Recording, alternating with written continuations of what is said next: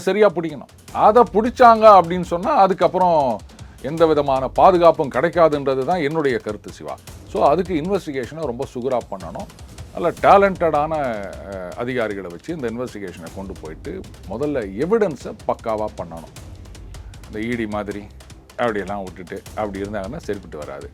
தவேகா பண்ணுவாங்கன்னு நினைக்கிறேன். ஏன்னா அவங்க மும்முரமாக இருக்காங்க. குறிப்பாக செந்தில் பாலாஜி அவர்கள் எப்படியாவது அவரை அந்த ஊழல் வழக்கு அப்படின்னு ரொம்ப மும்முரமாக இருக்காங்க. சரி, என்ன நடக்குது பார்க்கலாம். சரி, 3 வாரம் டைம் கொடுத்துருக்காங்க, அஃபிடவிட் ஃபைல் பண்ணணும், அப்புறம் என்ன வருது அப்படின்றத பார்க்கலாம். பட் இவங்க ஸ்ட்ராங்கான எவிடன்ஸ். இவங்க அரசு தரப்பில் என்ன கேட்குறாங்கன்னா, இத்தனை கோடிகள் இப்போ வெளில தெரிஞ்சது இவ்வளோ, இதில் இன்னும் நிறைய இருக்குது, 100 கோடி 200 கோடி அப்படின்னு மேலே போகும். அது அப்போ கஸ்டோடியல் இன்ட்ரகேஷன் இருந்தால் மட்டும்தான் இதை நாங்கள் விஷயத்தை கொண்டு வர முடியும் அப்படின்னு கேட்டிருக்காங்க. இவங்க வழக்கம் போல் கபில் சிபல் இருக்கார் அவங்களுக்கு. அதனால் எப்படியோ ஆர்கியூ பண்ணி பெயில் இது கூட டெம்பரரியாக தான், ஃபர்தராக ஒன்றும் ஜட்ஜ்மெண்ட் வரல, அது வரைக்கும் தான் தடை கொடுத்துருக்காங்க. இந்த மாதிரி ஆர்கியூமெண்ட்னு நாளைக்கு எல்லாருமே கொண்டு வந்து வச்சாங்கன்னா, ஒரு அரசு ஊழியரோ இல்லை மற்றவங்களோ, ஆமாங்க நான் இப்போ பதவியிலே இல்லைங்க, சஸ்பெண்ட் பண்ணிட்டாங்க, நான் எப்படிங்க ஆஃபீஸ் போக முடியும், நான் டேம்பர் பண்ண முடியுமா? அந்த சில்வர் லைன் ப்ராஜெக்ட் அப்படின்னு கம்யூனிஸ்ட் இதில் கொண்டு வந்தாங்க. அதை ஸ்கிராப் பண்ண போகிறோம் அப்படின்ட்டு காங்கிரஸில் சொல்லிட்டு இருக்காங்க. அதில் நிறைய இடங்களில் நிலங்கள்லாம் எடுக்கப்பட்டது. அதுலேயும் கம்யூனிஸ்ட் சகாவுக்கள் வீடுகளையே கோடு போட்டு போயிட்டாங்க, நிலத்தை எடுக்க போகிறோன்னு அது ஒரு பெரிய பிரச்சனை ஆகிடுது. இப்போ அதுக்கு பண்ண செலவெல்லாம் என்ன ஆகும்? அது பெரிய இஷ்யூ கிடையாதா? இங்கே இந்த மலையெல்லாம் வெட்டி எடுத்துகிட்டு போகிறாங்க அப்படிங்கிறது பெரிய குற்றச்சாட்டாக இருந்தது இத்தனை வருஷமாக. திடீர்னு பார்த்தீங்கன்னா மத்திய அரசாங்கம் சர்க்கரை ஏற்றுமதிக்கு கட்டுப்பாடு அப்படின்னு சொல்லுவாங்க. ஏன்னா ஏதோ ஒரு பிரச்சனை இருக்கும் அதனால் அப்படின்னு. அதே மாதிரி வெங்காய ஏற்றுமதிக்கு கட்டுப்பாடுன்னுவாங்க. திடீர்னு பார்த்தீங்கன்னா ஏதாவது ஒரு ப்ராடக்ட்டுக்கு ரெஸ்ட்ரிக்ஷன் கொடுத்துருவாங்க, ஏற்றுமதி பண்ணக்கூடாது அப்படின்னு. எதுக்குன்னு கேட்டால் இல்லை உள்ளூரில் தட்டுப்பாடு வரப்போகுது, அதனால் நீங்கள் ஏற்றுமதி பண்ணிட்டீங்கன்னா அப்படின்னு. இதெல்லாம் long term contract, annual contract இருக்கும். இருந்தாலும் வேறு வழியில் நம்ம அதை அனுப்ப முடியாமல் இருப்போம். அதையே ஆர்கியூமெண்ட்டு இங்கே வைக்கணும். நேஷனல் இன்ட்ரெஸ்ட்டில் சென்ட்ரல் கவர்மெண்ட் இந்த மாதிரி பண்ணலாம் அப்படின்னு சொல்லும்போது, கர்நாடகத்தில் காங்கிரஸ் ஆட்சி இருக்குது, தமிழகத்தில் காங்கிரஸ் மந்திரி சபையில் மந்திரியாக இருக்காங்க, ஆனால் கர்நாடகத்திலேருந்து தண்ணி விட மாட்டேங்கிறாங்க.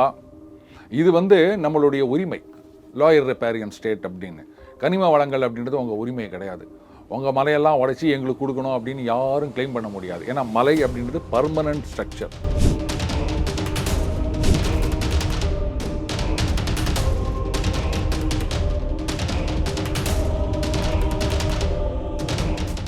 ரியல் ஒன் உறவுகளே, நடுநிலையோடு பொறுப்புடன் செய்திகளை வழங்கி பல லட்சக்கணக்கான மக்களின் நம்பிக்கையை பெற்ற நமது சேனல் வளர்ச்சிக்கு உங்கள் ஆதரவு தேவை. இந்த ஊடக பயணம் தொடர்ந்து வலுப்பெற திரையில் தெரியும் QR கோட் ஸ்கேன் செய்தோ அல்லது டிஸ்கிரிப்ஷனில் உள்ள வங்கி விவரங்கள் மூலம் உங்களால் முடிந்த அளவு சப்போர்ட் செய்யுங்கள். உங்கள் ஒவ்வொரு ஆதரவும் நமது குரலை இன்னும் பல லட்சம் பேரிடம் கொண்டு செல்ல உதவும். ரியல் ஒன் நண்பர்கள் உறவுகள் அனைவருக்கும் வணக்கம். இன்று நம்மோடு இருப்பவர் டெய்லி பஞ்ச் அருண் அவர்கள். வணக்கம் சார். வணக்கம் சிவா.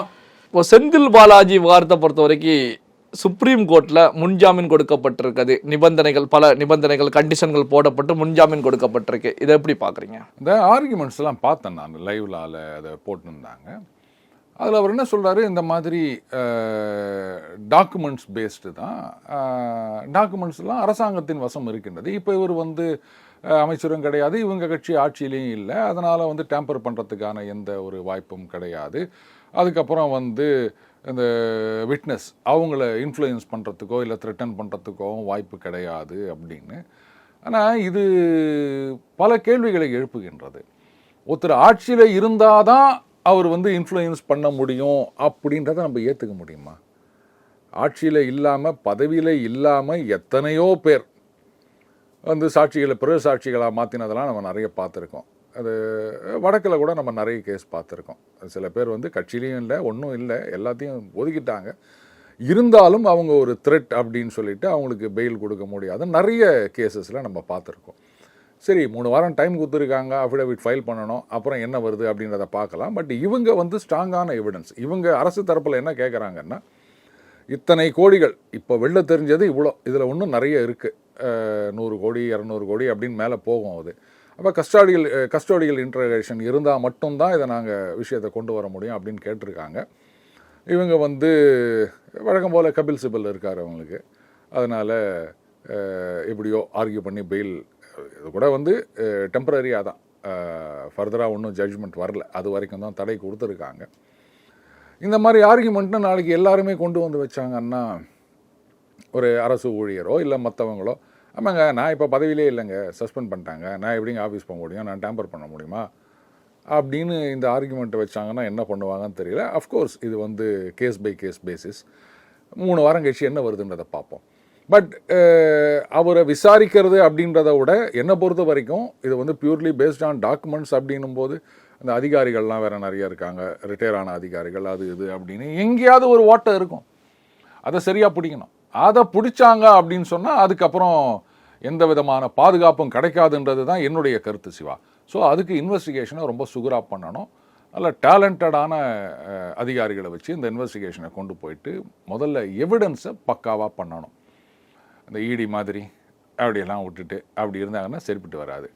தாவேகா பண்ணுவாங்கன்னு நினைக்கிறேன், ஏன்னா அவங்க வந்து மும்முரமாக இருக்காங்க. குறிப்பாக செந்தில் பாலாஜி அவர்கள் எப்படியாவது அவரை வந்து அந்த ஊழல் வழக்கு அப்படின்னு ரொம்ப மும்முரமாக இருக்காங்க. சரி, என்ன நடக்குது பார்க்கலாம். தாவேகா அரசு மும்முரமா இருந்தாலும் சார், இப்போ வந்து சென்னை ஹைகோர்ட்லையும் இந்த எம்எல்ஏக்களை விலைக்கு வாங்க முற்பட்ட விவகாரத்தில் முன்ஜாமீன் வந்து செந்தில் பாலாஜிக்கு கிடைத்து விட்டது. அதே போல இந்த டாஸ்மாக் விவகாரம் கடந்த திமுக ஆட்சி காலத்தில் 2021 2025 காலகட்டத்தில் விவகாரத்திலையும் ஹைகோர்ட்டில் செந்தில் பாலாஜிக்கு முன்ஜாமீன் கிடைச்சி விட்டது. அப்போ வந்து பார்த்தீங்கன்னா இது செந்தில் பாலாஜிக்கு சாதகமாக செல்வதாகத்தானே சார் இது தெரிஞ்சிட்டு? என்னுடைய தனிப்பட்ட கருத்து என்ன அப்படின்னா, ஒரு இன்வெஸ்டிகேஷனில் நீங்கள் போகிறீங்க அப்படின்னா நீங்கள் வந்து அந்த சம்மந்தப்பட்ட சஸ்பெக்ட் பப்ளிக் சர்வெண்ட் அப்படின்னு சொல்லுவாங்க, அவங்க கிட்ட விசாரித்து தான் உங்கள் கேஸை கொண்டு போகணுன்ற அவசியம் நான் ஃபீல் பண்ணதில்லை. என்னை பொறுத்த வரைக்கும் அதுக்கான எவிடன்ஸ், டாக்குமெண்ட்ஸ், விட்னஸ் யாராவது இருந்தால் அவங்க இதெல்லாம் நான் கான்சன்ட்ரேட் பண்ணுவேனே தவிர அவங்கள போயிட்டு அவங்கக்கிட்ட ஸ்டேட்மெண்ட் வாங்கணும் அப்படின்னு நான் என்றைக்குமே நினைச்சிருக்கேன். நீங்கள் என்ன கேட்டால் என்ன சொல்ல போகிறீங்க, என்ன சிவா நீங்கள் வந்து 100 கோடி லஞ்சம் வாங்கினீங்களாமே அப்படின்னா, ஆமாம் சார் நான் வாங்கினேன்னு ஒத்துக்குவா போகிறீங்க? ஐயோ நான் ரொம்ப சத்திய சந்தங்க, ஹரிச்சந்திரன் வீட்டுக்கு அடுத்த விடுங்க, இப்படி தான் நீங்கள் சொல்ல போகிறீங்க. சரி, எப்போ இதெல்லாம் வந்து தேவைப்படும் அப்படின்னா உங்களுக்கு எதிரான எவிடன்ஸ் எல்லாம் நான் கலெக்ட் பண்ணிவிட்டேன், அப்போ இதை வச்சு நான் உங்களை கன்ஃபரண்ட் பண்ணுவேன். இந்த பேர் உன் அக்கௌண்ட்டில் 100 கோடி ரூபா வந்துருக்குது, இதுக்கு நீ என்ன சொல்ல போகிற அப்படின்னு. அப்போ நீங்கள் ஏதாவது ஒரு காரணத்தை சொல்லுவீங்க, தட் இஸ் யுவர் டிஃபென்ஸ்.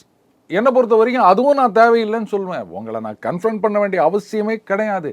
என்கிட்ட எவிடன்ஸ் டாக்குமெண்ட்டு பக்காவாக இருந்ததுன்னு சொன்னால் ஸ்ட்ரெயிட்டாகவே கேஸை கொண்டு போய் கொடுத்து டக்குன்னு முடிச்சுட்டு உங்களை பர்மனெண்ட்டாக கொண்டு போய் உள்ளே உட்கார வைப்பனே தவிர உங்களை வந்து விசாரிக்கிறதுக்காக கூட்டு போனோம் அப்படின்றது வந்து சரியில்லை. அதனால் இப்போ வந்து இது நீங்கள் சாதகமாக இருக்கின்றது அப்படின்னு ஃபீல் பண்ணாலும் கரெக்ட், ஒரு பாப்புலர் பெர்செப்ஷன் அப்படி தான் இருக்குது.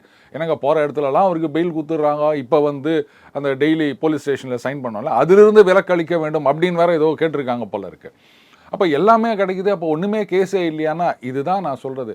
அவரை வந்து அந்த கேஸுக்கு முன்னாடி அரெஸ்ட் பண்ணணும் அப்படின்றது தேவையே இல்லை. கேஸை பக்காவாக ப்ரெசென்ட் பண்ணிங்கன்னா அதுவே போதும், அதுதான் முக்கியம். இப்போ சுப்ரீம் கோர்ட்டை பொறுத்த வரைக்கும் டிவிஎஸ்சி வந்து மீண்டும் வந்து இது சம்பந்தப்பட்ட விஷயங்களை கோர்ட்டில் வந்து சப்மிட் பண்ணலாம், அதன் பிறகு வந்து இந்த முன்ஜாமீன் ரத்து செய்யப்படுமா அப்படிங்கிறத நீதிமன்றம் பார்க்கும் அப்படிங்கிற கருத்துக்களையும் முன்வைக்கிறாங்க. அப்போ இந்த நீதிமன்றத்தில் வந்து டிவிஎஸ்சி வந்து சப்மிட் பண்ணும்போது ரத்து செய்யப்படுவதற்கான வாய்ப்புகள் இருக்கிறதா சார்? அதுதான் சொன்னேன், இது டிபெண்ட்ஸ் அப்பான் த எவிடன்ஸ். இவங்க வந்து முக்கியமான ஆதாரங்கள் ஏதாவது கொண்டு வந்து அந்த சீல்டு கவரில் கொடுப்பாங்களா இல்லை ஓப்பனாக கொடுப்பாங்களான்னு தெரியல, இந்த மாதிரி இருக்குது, அதனால் இவரிடம் விசாரணை தேவை அப்படின்னாங்கன்னா அப்போ வந்து அதை ரத்து செய்யலாம். நான் தான் சொல்கிறேன், என்னை பொறுத்த வரைக்கும் இது தேவையில்லை. உங்ககிட்ட எவிடன்ஸ் இருந்ததுன்னு சொன்னால் என்ன ஒன்றே அவரை நம்ம உள்ளே வச்சுட்டோம் அப்படின்ற ஒரு சந்தோஷம் இருக்குமே தவிர அது வந்து டெம்பரரி தான். நீங்கள் ஒருத்தர் மேலே கேஸை போடுறீங்க அப்படின்னு சொன்னால் கேஸுக்கு முன்னாடி அரெஸ்ட் பண்ணுறதை விட கேஸை ப்ரூவ் பண்ணி அவரை கொண்டு போய் உள்ளே வைக்கிறது தான் முக்கியம் அப்படின்றது தான் என்னுடைய பார்வை. ஸோ அந்த ஆதாரத்தை ஒழுங்காக இவங்க பண்ணாங்க அப்படின்னா அதுவே போதும்னு நினைக்கிறேன் சார். இப்போ கேரளா தமிழகத்தை பொறுத்த வரைக்கும் 3 மாதத்துக்கு தமிழ்நாட்டிலேருந்து கனிம வளங்கள், செங்கல், ஜல்லி, மணல் போன்றவைகள் செல்வதற்கு தமிழக அரசாங்கம் திடீர்னு ஒரு தடையை போட்டாங்க. இப்போ கேரளாவில் வந்து பார்த்தீங்கன்னா 1 லட்சத்துக்கு மேற்பட்ட கன்ஸ்ட்ரக்ஷன் வேலைகள் வந்து தடைப்பட்டு இருக்கிறது.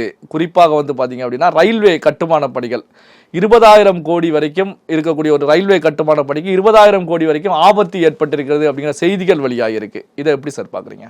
அந்த சில்வர் லைன் ப்ராஜெக்ட் அப்படின்னு கம்யூனிஸ்ட் இதில் கொண்டு வந்தாங்க, அதை ஸ்கிராப் பண்ண போகிறோம் அப்படின்ட்டு காங்கிரஸில் சொல்லிட்டு இருக்காங்க. அதில் நிறைய இடங்களில் நிலங்கள்லாம் எடுக்கப்பட்டது. அதுலேயும் வந்து கம்யூனிஸ்ட் சகாவுக்கள் வீடுகளையே வந்து கோடு போட்டு போயிட்டாங்க, நிலத்தை எடுக்க போகிறோன்னு அது ஒரு பெரிய பிரச்சனை ஆயிருந்தது. இப்போ அதுக்கு பண்ண செலவெல்லாம் என்ன ஆகும்? அது பெரிய இஷ்யூ கிடையாதா? இங்கே வந்து இந்த மலையெல்லாம் வெட்டி எடுத்துகிட்டு போகிறாங்க அப்படின்றது பெரிய குற்றச்சாட்டாக இருந்தது இத்தனை வருஷமாக. கேரளாவில் மலையே இல்லையா? இல்ல அது வந்து அவங்களுடைய சுற்றுச்சூழல் பாதிக்கும் அப்படின்னு சொல்லி இந்த குவாரிகளுடைய எண்ணிக்கையை குறைச்சிட்டாங்க. அதான் அப்போ உங்க ஊடு நல்லா இருக்கணும், எங்க ஊட நீங்க வெட்டி எடுத்துட்டு போவீங்க. இன்னும் என்ன பைத்தியக்காரன் நினைச்சுக்கிறீங்களா நீங்க எல்லாம்? வேற எங்கேயாவது எடுத்துக்கங்க. ஏன் எங்க வீட்டில் கை வைக்கிறீங்க நீங்க? இது உங்களுக்கே நியாயமா இருக்குதா? அப்போ அதுக்கு ஆல்டர்னேட் என்னன்னு பாருங்க. ஏன் எங்கேருந்து எடுக்கிறீங்க? இப்போ அந்த சாண்ட் அப்படின்னு சொல்றோம், அந்த மாதிரி புதுசாக டெக்னாலஜி வந்துட்டுருக்கு. அந்த மாதிரி ட்ரை பண்ணுவீங்களா? அதை விட்டுட்டு நீங்கள் வந்து என்ன தமிழ்நாட்டிலேருந்து வந்தால் தான் நீங்கள் வந்து கட்ட முடியும்னா அதுவே தப்பு இல்லையா? எல்லாத்துலேயும் தன்னிறைவு வேணும் அப்படின்னு சொல்கிறீங்க. உங்கள் ஊர்லேருந்து தண்ணி கொடுக்கணுன்னா அதுக்கு 1008 பிரச்சனை பண்ணுவீங்க. அந்த முல்லைப்பெரியாறு டேமை எங்கள் கையில் கொடுத்துருங்கோ, அது இவ்வளோ பழசாயிடுச்சு அப்படின்னு அதுக்கு எவ்வளோலாம் பிரச்சனை பண்ணீங்கன்றது தெரியும். சொல்லப்போனால் நம்ம ஊர்லேருந்து காய்கறிகள் இதெல்லாம் போகலன்னா அங்கே ரொம்ப கஷ்டம். அங்கே எல்லாத்துக்குமே அவங்க மற்றவங்கள தான் டிபெண்ட் பண்ணியிருக்கணும். முதல்ல அதில் வந்து நீங்கள் தன்னிறைவு அடைங்க. முதல்ல வந்து டு ஸ்டார்ட் வித் கனிம வளங்கள், அதை நாமளே வந்து பண்ணிக்கலாம் அப்படின்னு முடிவு எடுங்க. ஏன் ப்ராஜெக்ட் நிற்க போகுது? இல்லை, 3000க்கு மேற்பட்ட குவாரிகள் இருந்த இடத்துல இப்போ வந்து 219 குவாரிகள் தான் கேரளாவில் சேல். அதாங்க எங்கள் வீட்டை மட்டும் நோண்டி நாங்கள் எல்லாத்தையும் கொடுத்து விட்டுட்டு இருக்கணும். நீங்கள் பத்திரமா இருக்கணும்.